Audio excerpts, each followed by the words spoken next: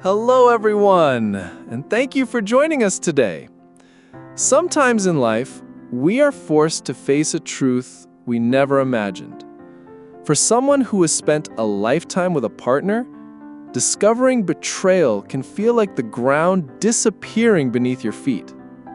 But today's story is not only about betrayal, it's about courage, dignity, and the choice to begin again.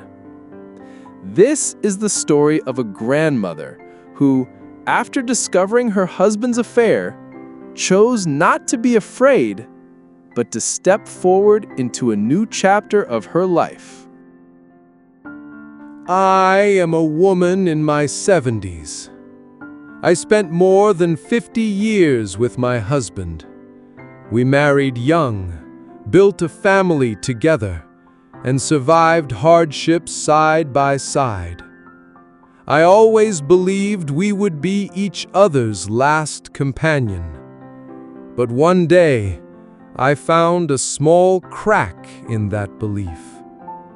It started with a receipt in his jacket pocket, flowers, and an expensive restaurant. The date was the same day I was in the hospital. My heart sank. At that time, who was he with?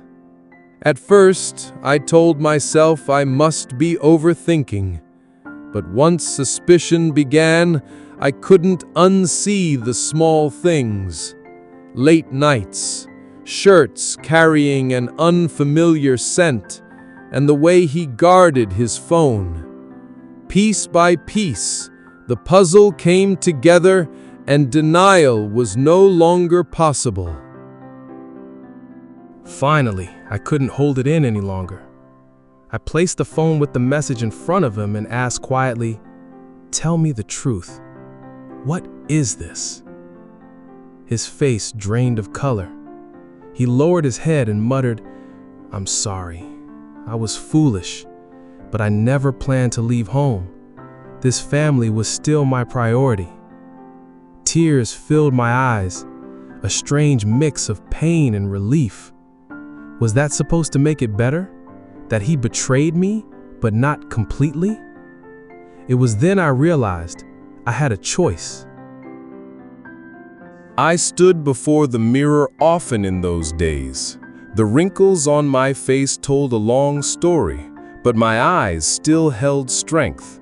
And my heart whispered, "You've endured enough. Now it's time to live for yourself." So I said to him, "This is the end. We're done." He looked at me in shock. "Divorce? At our age? What will people think? What about the children?"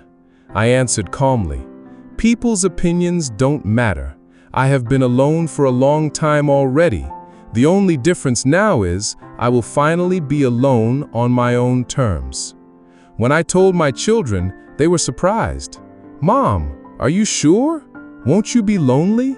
I smiled and said, "I've been lonely for years, but now I will be free." The divorce process wasn't easy, but with each passing day, the weight on my shoulders grew lighter.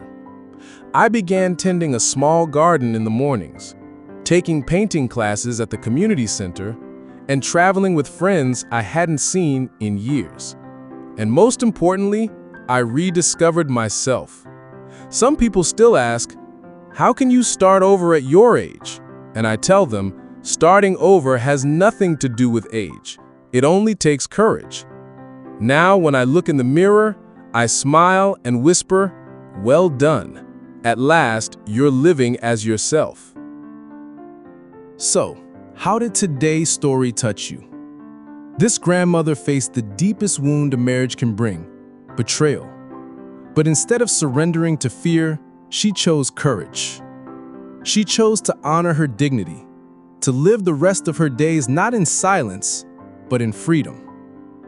We often say, age is just a number. Today's story reminds us, it's true. Courage doesn't belong to the young. Courage belongs to anyone who refuses to let fear decide their life. If you are holding back, staying quiet only for the sake of others, Perhaps today is the day you choose yourself. Thank you for listening.